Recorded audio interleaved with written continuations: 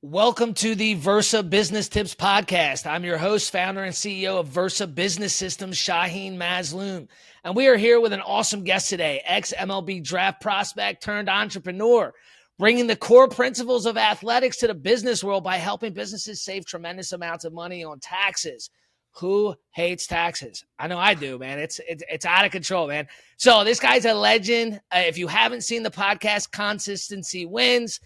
It's incredible. Antonio, how you doing today, bro? Appreciate you, brother. I'm doing so good. I like to say if I was any better, it'd be illegal. That's how good I'm doing. And I mean, dude, that intro video was incredible, dude. I love it. Thank you, bro. Thank you. I appreciate it. So for those out there that don't know who you are and what you do, tell us a little bit about what you do. Sure. Do you want the long version or the longer version? Hey, man, longer's great. Sure. So high level, currently 27 right now. So we'll bring it back to like my life of what it looked like before I was 22. And what that life looked like was literally baseball. That was like plan A, B, and C. Did nothing in my life besides play baseball. Didn't really care much about school. Got good grades, but that was kind of because I like manipulated my way through high school and college. And all I cared about was going pro in baseball. And with that was a realistic vision. And I was told that I was going to get drafted by a couple major teams. And when that didn't happen, that was like the first time that I've ever hit some level of like massive adversity in my life, because I grew up in Long Island, New York, super upper middle class, where I like to say my only problem was that I had no problems. So I didn't understand how to deal with adversity. And that was like my rock bottom. I almost feel guilty about it because like, I have a similar rock bottom story and I feel the same way. I'm like, man, that's really sad that was my rock bottom. like I was never homeless. I never slept in my car, so like there's so many awesome stories, but I've learned to leverage that story because that's my superpower. Like I can't come from a standpoint of having been homeless or having been poor or broke. And that's, power to everyone that comes from there. But I can only use the story that I've had, and it's impactful nonetheless. And so with that, I quit on myself. Instead of like going the professional route, immediately quit, turned to drugs, alcohol, back to my ex-girlfriend, which is worse than drugs and alcohol, disclaimer. And that sparked probably like 6 to 8 months of like some serious depression. And once that happened, I did this like really weird, unique thing where I had this moment that I looked in the mirror. It was like the look in the mirror moment, I call it, but I was taking a video. Same thing. It's crazy how it works, right? And so like I took this video while I was driving, and I was basically just like almost to the point of cursing myself out, of just like, yo, what are you doing, man? Like you have so much potential. You can't stay like consistent. This isn't you, man. Yeah. What are you doing? Like you're such a leader, but you're just disappointing everyone, including yourself. And I consider that my knock on the universe my knock on the door to the universe or God, however, whatever your higher being is. And through that, I've now come to learn that that's like the science behind is like I started to activate my reticular activating system to see more opportunities and all these different things.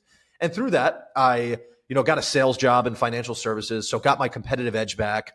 I leaned into mentorship a little bit, leaned into reading books, and everything along that way, I started getting that wow factor of just like learning something new and like my mind being blown. And so once that happened, I started to compound that momentum a little bit. I started a podcast with my best friend at the time, and he's still my best friend today, Landon, who he's my co-host on the podcast that we've had you on. Yeah.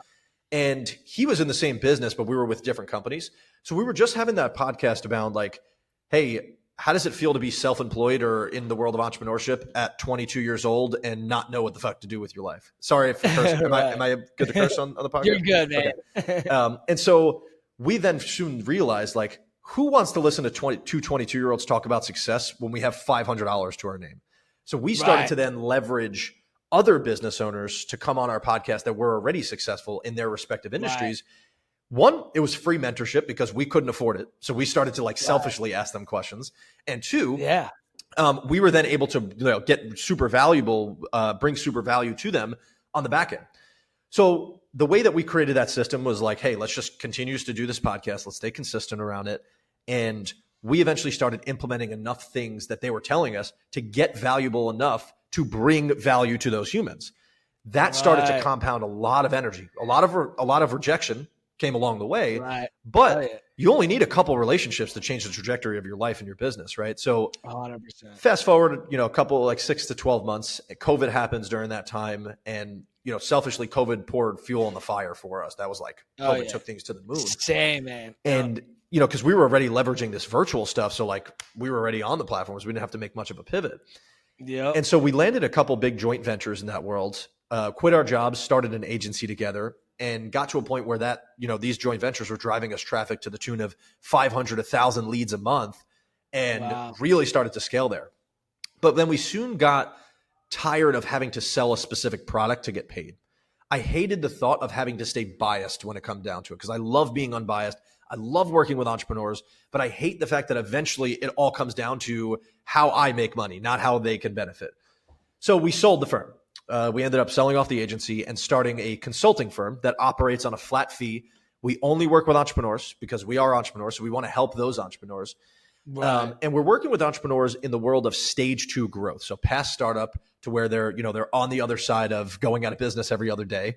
Right. And they have some solid cash flow. And how can we use this as an opportunity to finally collect wealth? Because up until then, you're literally just fighting for your life every day, right? And you don't know if you're going to go broke. Yeah. And so how do we make sure that this is the opportunity that we eventually like change our family's family and their families, Right. And so our entire vision is around helping entrepreneurs create maximum enterprise value. And we do that in 4 key areas where, one, we help them protect, because they're doing, we're talking about companies doing anywhere from like 3 to 100 million. So like they have enough assets to where, asset protection is a big thing, making sure that nothing can come claw back at them personally or on the business side. Tax strategy. It's like most people don't think through taxes because they just want to avoid the subject. If we're proactive about taxes, we can start leveraging the tax code to our favor. And ultimately, it's a hidden line item on our P&L because it doesn't show, right? We all talk about EBITDA. That's before interest and taxes. But net at the end of the day is what you're paying taxes on to yourself. If we can take 10 to 20% back into our pocket, we can grow our business pretty quickly that way, right? Organically being proactive around the tax conversation. Then we focus on how do we make the balance sheet in alignment with our vision? Because we only like to work with, like I said, growth-oriented entrepreneurs that are building real businesses. A lot of people come and get stuck in the point of just trying to make money and ultimately building themselves a prison or a job where it's like, and great, that's great. It's better than working for the man, but ultimately you're working for your business and you're a slave to it. Yeah, exactly. Yeah. So how can we make sure that every decision that we're making inside of the business has the long-term vision in mind so that ultimately we don't have to be there to continue to collect money? And then reverse engineering that through the proper exit strategies and making sure that if we're building a $100 million company, how do we actually extract $100 million from that company? Right. I'm going to take a breath now. Yeah, dude. I mean, dude, that's amazing, man. Like, I kind of have a similar story, kind of hit that rock bottom. I was technically homeless, but I was living in my little brother's basement. So, I didn't have to sleep in my car. Yeah, man, it's crazy. When you see a lot of other entrepreneur stories and they were like true rock bottom, I had the same thing. I'm like, man, I feel guilty that was like what put me in that mass depression. And, you end up looking at yourself in the mirror and you're looking like, the guy, what is that Tom Hanks movie where he gets stuck on like a private island, what I mean? Like, what is it? Wilson, what I mean? Yeah, no, I can't believe that I'm drawing a blank on it, but you just get that time where you look yourself in the mirror, you're like, man, this is not who I am, this is not who I want to be, and you do something about it. I think a lot of the times people just decide not to do anything about it. Like they're like, I don't like who I am, but I'm going to choose to stay in this, this rut or whatever, and it's unfortunate, man, because there's so many talented people out there that the world will unfortunately never know. So good for you, man. I can imagine like your whole life, this is what you thought you were going to do. And then all of a sudden it doesn't happen. And now it's like, I mean, I don't care who you are. That's going to destroy anybody. But you built yourself out of that. What it did was it destroyed my identity, but I realized that I just basically had the wrong identity. Right. Yeah, you just had to recreate that goal. That's the thing is like I thought that the goal was to play baseball, but the goal was to make a massive impact and touch so many lives. And baseball could have been the vehicle for that. But it doesn't have to ultimately be the goal, right? So baseball served its mega purpose, but then it led me to entrepreneurship, which ultimately has a massive higher return on impact. I think of ROI as like obviously return on investment, but then also return on impact. Yeah. And to your point of what you were saying earlier, that people, it's almost too daunting to even start. I like to say, nothing changes if nothing changes, right? And I think where, especially on the athlete side, on the high performance side, like a lot of us have that in there. If you're listening to this podcast, you have to be a high performer. And so the toughest thing is trying to hit the home run in baseball terms every single day, trying to hit the 1 year goal in one day. And that's where consistency wins comes in, where I finally woke up, because it's so discouraging, just like starting and stopping, right? Yeah. And for me, it was like the gym, right? Like I didn't work out after baseball ended, try to go back to the gym. You go crazy for one day, don't want to work out after a week because you're so sore. And so I was like, you know what?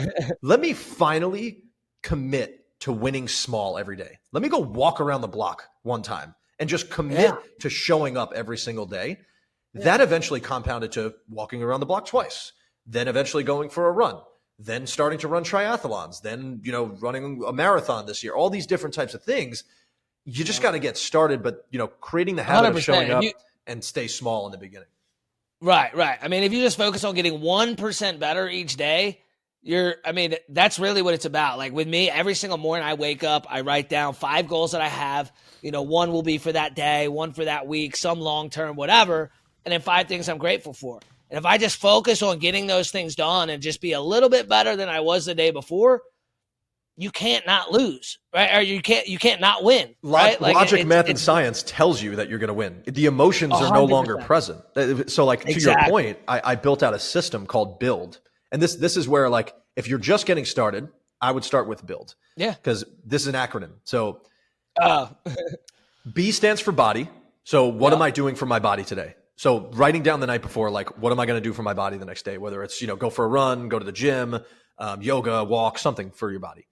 I think that all starts with it. Because, like, if you don't take care of your body, everything else is going to suffer. 100%. U stands for you. Like, what is it that I wanted to do today? Did I want to go for a walk? Did I want to make sure that I watched a movie today, or whatever that looks like? Because ultimately, you're doing all this stuff to have the margin to do what you want to do. So put that into your calendar. I stands for income. What am I going to do today to drive my income forward? What are the KPIs that I need to hit? How many sales calls do I need to make? Go reverse engineering what those metrics look like from an activity level. Right. L stands for love. How am I creating new relationships? How am I nurturing the existing relationships? I dial it down to like the mega micro. 1 or 2 people a day, I just shoot them a text to my contacts list, how grateful I am. 0 expectation whatsoever in return, checking in on them. You do that, you almost have way too many conversations. Like I would start with 1 or 2, because you do that 5 times a day. Right.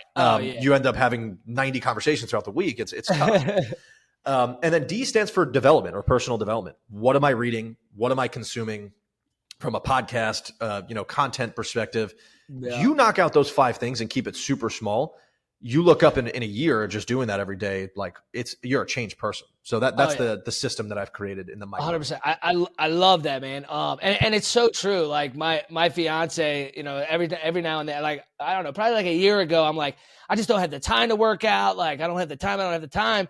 And she's like, dude, you can literally just do a 10-minute video workout. You can find 10 minutes. You know what I mean? Like, you don't have to go to the gym for 2 hours. You don't have to, everybody wants to try to do all these things on like a grand scale every day. It's like, that's not realistic, especially if you're an entrepreneur and you're super busy and you're growing a company or whatever. Like, if you just do a little bit each day, like, you're going to reach the goals that you want to reach, right? Like, all it really takes is 10 minutes a day to look good, feel good, be in shape, be healthy, right? You don't have to go to the gym for an hour. Granted, especially if you're lifting weights, you go to the gym for an hour, you're going to be pretty damn sore for a couple of days, right? There's no such thing as unrealistic goals, only unrealistic expectations, right? And like, you can't get married to a specific expectation in fitness if you're building an 8-figure company. Like, there's got to be some give and take, right? So like, 100%. Like, great, you can train, but like, if you're going to run in business and you're trying to go to the next level there,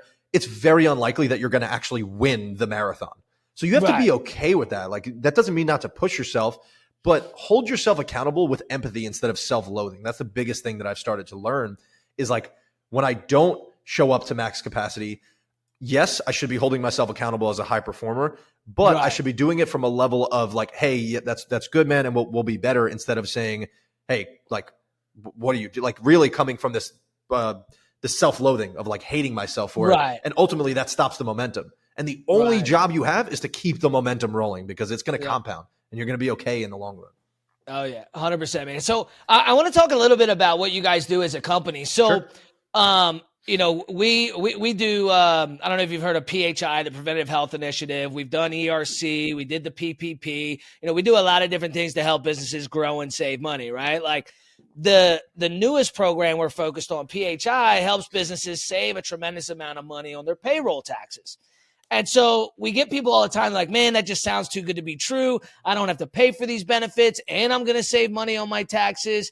And our response is always like, I mean, yeah, okay, so I understand it sounds good, it's too good to be true, but Amazon making billions a year and getting a tax refund also sounds too good to be true, right? Like there's a reason why certain companies aren't paying taxes or they're getting a tax refund or whatever it may be. It's because they're taking advantage of every program out there that's available. So what I want you to tell us about a little bit today is, you know, and like you said earlier, people don't like talking about taxes for whatever reason, like, you know, and I love talking about it because I'm trying to learn everything I can to pay the least amount of taxes possible. Can you tell us about some of those too good to be true loopholes or programs that most businesses aren't taking advantage of? Sure. So, I mean, to your point, the government incentivizes you to stimulate the economy. Right. So like providing jobs for people, providing housing. That's why you always hear people talking about real estate or business ownership. They don't incentivize you to be an employee. Right. Because that doesn't really stimulate much of economy. Granted, we need employees, right? But your W-2 is not going to save you from a tax perspective, nor is it the path to wealth, right? Yeah. So, you know, when we're talking about some good to be true, I really think it comes down to not focusing on having to spend more money to go save money, right? Like you hear this concept, like don't go spend $1 to save 30 cents, right? So like, I don't think you should go just spend a bunch of money just to save money in taxes, because ultimately you're not going to net out on the positive side. I'd rather keep 70 cents on the dollar. I like when people say that to me, they're like, well, it's a tax write-off. I'm like, but I'm still spending the money. What are you exactly. It's a write-off. Great. It's a business expense, but like you also could have kept the money too. Right. So that's where I think like the first section that you should start is based on what you're already doing. Can I identify things such as credits that I can qualify for, depreciation opportunities that I qualify for, maximizing my deductions via like a section 162A type of code, where I like to tread lightly when I say the word creative, right? Because creative like ensues a gray area, not gray area, nothing gray area, black and white stuff, but making sure that you're maximizing every single dollar from a tax perspective, while also keeping your P&L pretty clean, so that if you want to sell the business, it still looks good, right? So not running all your expenses through the business. Yeah. So when we're talking about credits, you know, like ERC back when it was still live, I think it'll come back in some capacity. Yeah. So ERC credits, conservation easement credits. There's also ADA credits. There's energy credits, 45L, 179D, all these things that if you're building energy efficient things, that the government's going to incentivize you. Depreciation. If you own real estate, one of the best ways to start, you know, knocking off of your tax bill. A lot of people think it's too good to be true to not pay taxes, right? Donald Trump, whether you think lightly or don't about him, I don't care, right? Like the guy legally doesn't pay taxes. The fact that he hadn't paid taxes is like, he's a smart businessman in that sense. Like if he did pay taxes, then he's probably not like that good of a business guy owning that much real estate, right? Exactly. So utilizing things like a cost segregation study or like a PHI, if you have the employees to do it, why don't we maximize every single thing the IRS incentivizes us to do? Exactly. The IRS tax code is over 3,000 pages long. 95% of it is designed to help you save money in taxes, not spend more money in taxes. So let's start leveraging 3,000 pages. If I'm not mistaken, don't probably around there. Still, I didn't think it was that big. That's wild. And a very large majority of it is designed to help to maximize your tax savings. Right.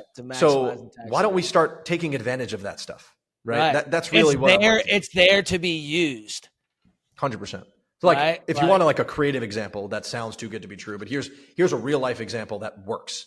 And this is not something that I'm soliciting that you should go do, but if this is your world, right? So for example, I have a lawyer client. Guy makes probably like $5 million a year, net, crushes it, absolutely crushing it.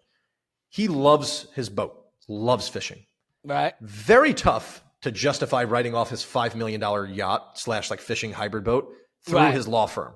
Right. Like he could, but the IRS, if they come knocking, it's it's not really a good ordeal. Right. Start a charter company. What we did was we started a lifestyle brand all around fishing that has its own P&L. It has its own insurances. They sell product. They're trying to make money. And then we wrote, the boat existed through that one. That all of that depreciation could go against his active income through his law firm. Now he didn't spend more money. He already bought the boat. So let's just strategically make sure that we're doing it. You have to have an incentive to actually make money, right? So the company needs to try to show a profit, but let's get creative and let's maximize that way without bringing up any red flags. Right. Now is it true when so for example, a boat, if you have, say it's a boat that's essentially a massive billboard, right? You got your logo all over it. You got flags flying with business information and all that stuff. I mean, that could be a marketing write-off, no? The entire boat, it would be a little aggressive. Not the entire, right, but a portion of it. The wrap, the business use per se. So like, let's say that you're, a very large percentage of the boat is used 30% of the time inside of your marketing and you can justify that, then I think where the aggressiveness comes from is like if you just have the boat and you write off 100% of it, then like they might come knocking, right? So like just being like very on that side, if the numbers start to get larger, really meticulous when it comes to documenting. The IRS loves documenting. They're not out to get you. They're just looking for specific documentation. So if you could provide as much documentation as possible, if you're having clients on the boat, document them coming on the boat. Really list out your expenses and all that stuff just in case. Because they may never come knocking and then you paid all these taxes for no reason, right? If you skip out on your taxes for 10 years and then they do come knocking, you could be in serious trouble. So 100%, man.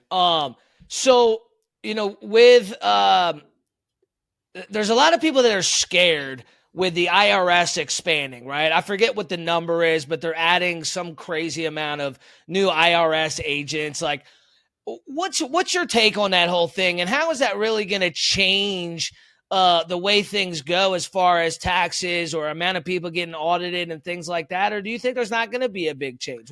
What's the reasoning behind that in your opinion? Sure. I don't see there being too crazy of a change. Like if you're doing things by the book, like all these strategies are black and white, right? Like the IRS knows of cost segregation. They know of credits. They know of PHI, right? Like as long as you're not, teetering in the gray area too much, like then you're fine. Could we see an increase of audits with more agents? Yeah, maybe. It's crazy though that like it just so happens that they end up going after the little guy. Most of, like the the W-2 person that like I don't even know how they go after him. It's crazy. But a lot of times when you get audited, it comes down to like if your CPA has a book of business that gets audited a lot, if they're doing some sketchy stuff, they might audit the book of business and you might be caught in the crossfire. If you go from making very little amount of money to the next year just making insane amounts of money and then ultimately writing it all off, they might take a look. But like in my experience, I think we portray the IRS to be these big bad people because like I don't think anybody likes paying taxes. I fucking hate paying taxes, right? But they're pretty friendly people, man. They're willing to work with you. They're willing to go on payment plans. They're not your enemy. So like understand that you are in partnership. Once you go into business, you are in partnership with the IRS. That just is what it is. Whether you like it or not, like taxes exist. So let's make sure that we're staying inside of compliance. But I like to say aggressive inside of the scope of what they allow you to do. Right. Absolutely. I mean, at the end of the day, there's all these loopholes out there for a reason, right? So as far as this big growth of IRS agents, my take on it, and I might be wrong, but now more than ever, there's more entrepreneurs than ever in the history of the world, right? Like everybody has some sort of side business or, they're doing Amazon FBA or they're doing drop shipping or they got a Shopify store, whatever it may be. Like, I think there's just way more, even if it's just small, tiny businesses making a couple grand a month, right? Like there's more entrepreneurs and more businesses than ever before. So I think it's just a natural occurrence that they're short staffed. Because of all, like you look at, for example, elementary school, right? When we were kids, you wanted to be a fireman. I mean, I wanted to be a businessman when I was 3 years old, right? But most kids wanted to be president or a fireman or policeman or teacher or whatever, right? Now the number one answer is YouTuber, right? Mm-hmm. Or Amazon dropshipper, or it's some type of entrepreneurial job that they, that's what they want to be when they grow up. And I think the world's just changed tremendously. And it's so much easier now to start a business and grow a business with all these different tools out there that, I mean, I think it's just a natural occurrence that the IRS would need to increase its employees. Well said. The industry's growing. Why? I mean, the regulation has to grow behind it. And part of it's to protect you. Part of it, obviously, like we said, nobody likes paying taxes. It's annoying. But I think sometimes we fall into this fear mongering narrative of oh, they just hired 50,000 agents. They're all coming after you for your $600 right. Venmo. You're going to be okay. Right. Just make sure that you're aligning with the right professionals and don't think of everything as a write-off. You buy a watch for $100,000. I'm not going to be the guy to tell you to just immediately write it off inside of your business, Yeah. So it's really about your appetite for risk. And the IRS details a lot of stuff on their website. That's where I get a lot of my information from. I'm a nerd when it comes to this stuff. So I'll just go to the IRS website and look up all their stuff. They're very detailed in it. Yeah. Where they do go wrong sometimes though is they'll get relatively vague when they're introducing a new concept because they don't know how they want to go about regulating it. And then people try and find loopholes around that because it's vague and ambiguous. And then they close it the next couple of years and then they try and come after you for it after they didn't tell you the rules behind it. So right. I think it really comes down to don't try and do it yourself. Yeah. And I'm not a CPA. You need to leverage someone that all they do is study the tax code. Yes, their personalities are relatively dry, but they're all about understanding that. And then they're referring to court cases and things like that to interpret the law to make sure that you're not, at risk there. Yeah. I mean, I always recommend to people so me personally, I have a bookkeeper because I want everything documented to the T, to the penny. And then I have somebody different that does my taxes. They don't know each other. They don't talk to each other. I want my tax guy to, kind of, see what they can do one way or the other, right? I want my bookkeeper to be down to the very penny. And I think a lot of times they're oh yeah, I've got an accountant and they do it all. And I think, that sometimes that's, you're going to get one or the other. That's just my personal opinion, but no, sorry, please finish. I was going to say also having professionals like you guys, right? What, advisors, right? Would you guys consider yourself an advisor or what exactly? Yeah. So we're more on the business advisory side, the consultants. So think about us as kind of the, you're the owner as the business owner. Yeah. You're the owner of the team. We're the head coach. We're getting the right players on the field to ultimately, win the game. So with that, we need an awesome CPA. We need an awesome bookkeeper to the next level, maybe getting a fractional CFO to help analyze those projections and all those numbers. Right. Then we need a great financial advisor. We need a great mortgage broker. We need a great lawyer. The problem that I come to see though, is that even as you're growing and scaling, these professionals are not all in alignment and they're not constantly on calls with each other. They're not communicating. And like you said, sometimes that's a benefit so that you can control the narrative. But there needs to be some type of centralization so that they're on the same page for your benefit. Oh, yeah, with some things for sure. Yeah. And that there's not conflicting opinions. You want to go buy a building. You don't want to continuously go back and be the liaison between these professionals. That's kind of where we come in and project manage all of that to make sure that everyone's on that same page. We have, wealth management solutions. We have payroll company. We have a benefits company. We do cost segregation. All those things are pretty vertically integrated. But we like to stay on the strategy side. I'm not a lawyer. I'm not a CPA. Right. I never will be. So we're going to stay on the really high level strategy and ask the questions that the business owner might not be asking, because a contractor, a construction guy, he doesn't know shit, excuse my language, but he knows how to be really good inside of the space, right?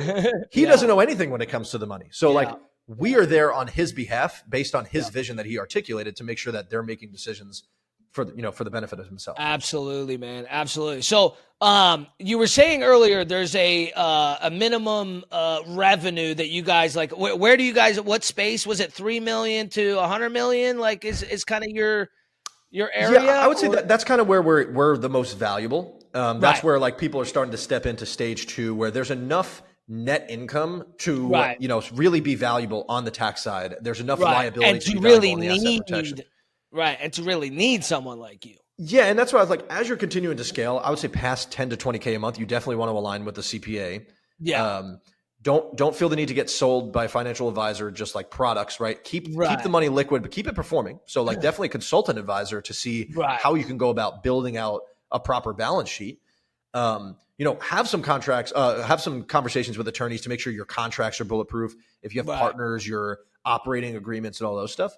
But then once the liability starts to get going, like what I've come to find is the most successful business owners understand they don't know it all. And so they outsource it to a level of expert. Yes. So that's where I call it. That's the most important, man. Like there's so many business owners out there that like, because their business is successful or they're really good at what they do, they think they know everything about, and like those are the people that don't really make it to that, to that top level. You will never achieve enterprise value that way. Never. You cannot do it yourself to enterprise value. No, you can't. Like you said earlier, and I say that all the time, like your guy that owns the mechanic shop, he knows how to fix cars. He doesn't know about lending. He doesn't know about tax strategy. He doesn't know about credit card processing or all these different things out there, right? All they know is they need them. And a lot of the times they don't take advantage of that, or they don't do the research, or they don't, nobody ever teaches them about these things. And so that's why there's people like you and me and all these other advisors and companies out there. But on the flip side of that, there's also companies out there that are giving them bad advice, bad information, stuff that can really be detrimental to a business. So I'm going to put in the description how people can get in contact with you if they're in that 3 million plus, if they're in that second stage, ready to really scale and get to eventually get the help that they need so that they're not wasting their time. They're not spending more money on taxes that they need to, and they're really able to scale to that next level. Yeah, man. Traditionally, like you hear the word family office thrown around, right? Like people think that you need to be worth 30, 40, 50 million to have a family office, right? And right. Most family offices, that's how it's structured.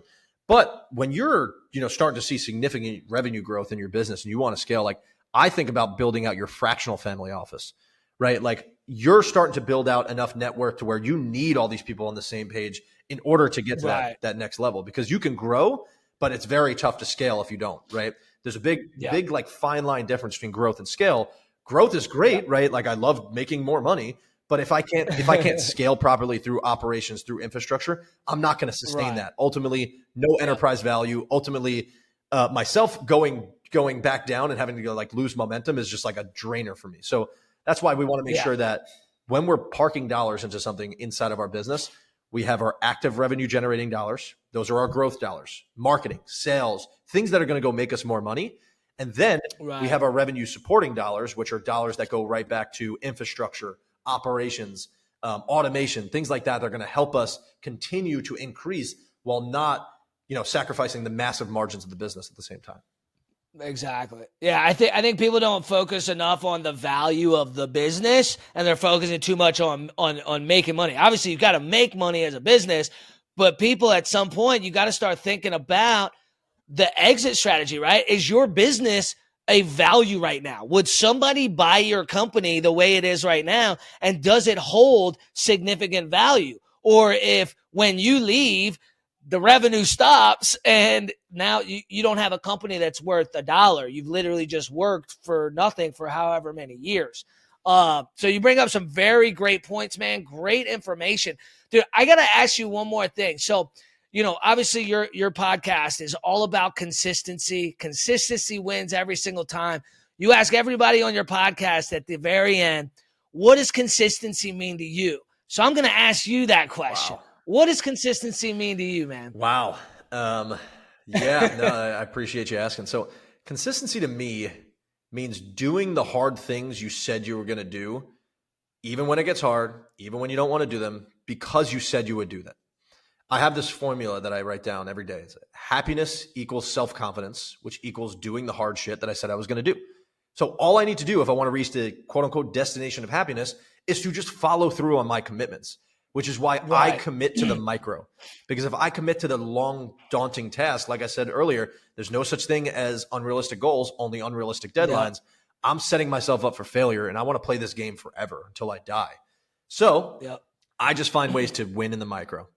What consistency 100%. wins means to me is taking that long, that large, daunting goal and dialing it down so small to the absolute micro of what I can do in this micro minute to be the most efficient, to have logic, math, and science tell me that I'm going to make it. So now I don't have to worry about my emotions, like inside of the space of, of doing it.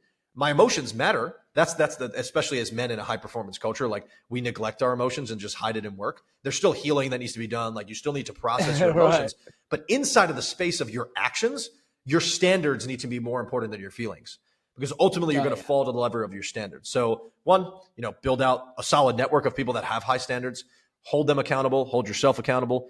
I'm not the easiest to be friends with because of the high standard that I keep, but the only way you can do that is by holding it to yourself first. So holding yourself to the highest level of standards, and then ultimately that's going to transpire to people around you through your consistency. Yeah, absolutely, dude. I couldn't agree more, man. One of my biggest pet peeves is people that say they're going to do something and don't do it, right? Like, it blows my mind. Like, if you say you're going to do something, why are you, like, just do it, right? The things that give you the most rewards are the hardest things, period. Right? You say you're going to do something, do it. And you're like, that's how I've always operated, right? Like, even if it's something I don't want to do, like driving to New York to help my sister move a couch. A month later, oh man, I told her I was going to do that tomorrow. I'm going to go do it, right? There's nothing in my life that I've said I'm going to do and haven't done. And I don't think there ever will be. And, people ask me all the time, they're like, well, how are you doing this? How are you seeing so much success? How are you growing? I just do what I say I'm going to do. Just keep your commitments. And I work towards those goals every single day, right? It's really that simple. Your reputation is really all that matters at the end of the day. But more importantly, your reputation with yourself, right? So keeping 100%. Those commitments. Only you know who you really are. And at the end of the day, are you living up to what you want to be? So well said, because your word is all you have. So the second that you don't follow through on a commitment, then I'm like, I can't take Shaheen at face value. Right. But if you're somebody who's by their word, seriously anymore. Yeah. So at the end of the day, if you're someone that always keeps your commitments, then you tell me that I have your word. I'm like, oh, dude, I know Shaheen's going to get it done. I know I can take that to the bank. It's sad though that I used to think that was the permission to play inside of business, that everyone just kept their word and fulfilled on their business. But it's you are unfortunately it's far. It's crazy. You stand out from the competition just by doing what you're going to say. So that's 100%. You're already in the top 10% of if you just follow through on your commitment to your clients. Exactly, bro. Dude, people ask me all the time. So we've been in business for 6 years and we have never had a single complaint from a client. That's incredible. Never a single bad review from a client ever in 6 years. In business to business, it's unheard of. So we tell people that and they're like, there's no way. I'm like, dude, you find a bad review from a client online, I will pay you $100,000. It doesn't exist because we do what we say we're going to do every single time. We don't BS people. We educate them. We help them. We don't have to hard close anybody. We just provide them with enough information to make an educated decision. So there's never any buyer's remorse. There's never any, they said they would do this and they didn't. There's none of that. That's where the bad reviews come from, because they didn't understand. They got hard closed. They didn't really know what they were signing, or you didn't do what you said you were going to do, right? There's this big notion of you can't please everybody. Versa Business Systems is proof that you can. I love it. You just got to do what you say you're going to do. Well said. Consistently. Bang. I love it. Dude, appreciate you having me on, brother. Dude, absolutely, man. Always a pleasure talking to you. I can't wait to discuss a little bit further. And dude, I'm looking forward to working with you, man. When I get to that 100 million level, dude, you're gonna have to help me Let's out. Let's go. We're here. I appreciate you, brother. You enjoy the rest of your day, man. You too.